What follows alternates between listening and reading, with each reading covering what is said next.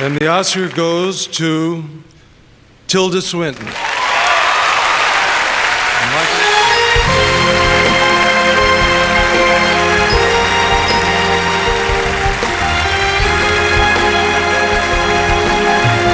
This is the first Academy Award and nomination for Tilda Swinton.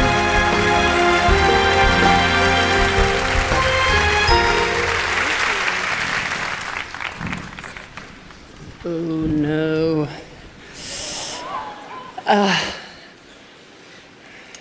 Happy birthday, man. I have an American agent who is the spitting image of this. Really, truly, the same shape head and, it has to be said, the buttocks. And I'm giving this to him because there's no way I would be in America at all, ever on a plane, if it wasn't for him. So Brian Swardstrom, I'm giving this to you. And Tony Gilroy walks on water. It's entirely official as far as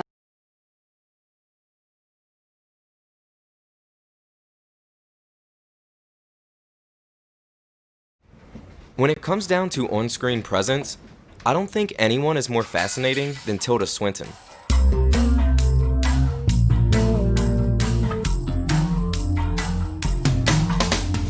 The Academy Award-winning actress has quite the resume when it comes to working with acclaimed directors.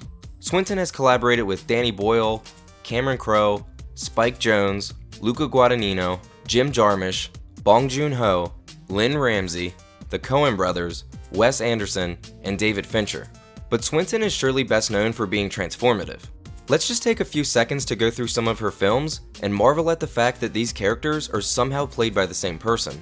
They're very nice and very just and merciful. You're a man looking at the world through a keyhole, and you've spent your whole life trying to widen that keyhole. Something's come up at work, and I'm gonna have to leave you alone a little more than I would like. You know, the clothes, the telephones, the trains.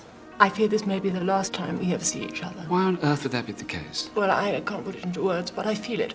Swinton seems to be drawn to roles that allow her to fully disappear, to the point that we may not even recognize her if we blindly enter a film. In fact, I remember watching Snowpiercer and the Grand Budapest Hotel without any prior knowledge. It wasn't until the end credits that I realized Swinton was portraying these characters. And Swinton is fully aware of things like this. Take the 2018 remake of Suspiria, where she plays 3 different characters but is only billed for playing 2. Under hours of makeup and prosthetics, Swinton wanted to play the elderly Dr. Klemperer in secret, going as far to create a fake actor that she claimed portrayed him. You're Madame Blanc. I play Madame Blanc, yes. Yes, and I assume that you played Dr. Klemperer. As you will see from the credits and on all the posters, that Dr. Klemperer is played by Lutz Ebersdorf, who sent a message that I read just now. Swinton thrives off her air of unusual mystery. This is reflected in the roles that she takes on. Everything from a rocker vampire to a psychic pug. It may snow tonight. Really? Thank you very much. Wow. To whom it may concern. She sees the future. In fact, her mere presence in a film is enough to lend a rather unique tone. Even if her role is rather straightforward, her pre-established persona lends a certain abnormal quality to her scenes. Of course, your subconscious can always play tricks on you. The subconscious is a very powerful thing. When Swinton isn't pulling off outlandish transformations, filmmakers still tend to throw her a bit of a curveball, forcing her to use her mystifying skill set. The wrinkle can be as simple as playing multiple roles like in Hail Caesar, but often it's much more complex.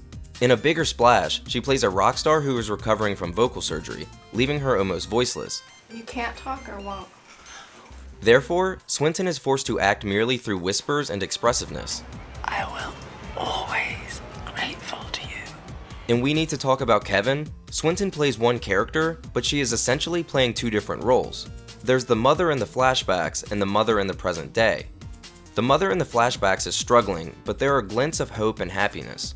We can see this in the way that she carries herself, or even just by observing her eyes. There's life in them. But in present day, after a devastating tragedy, she is a shell of her former self. She walks with caution and uneasiness. Her eyes are vacant and hollow.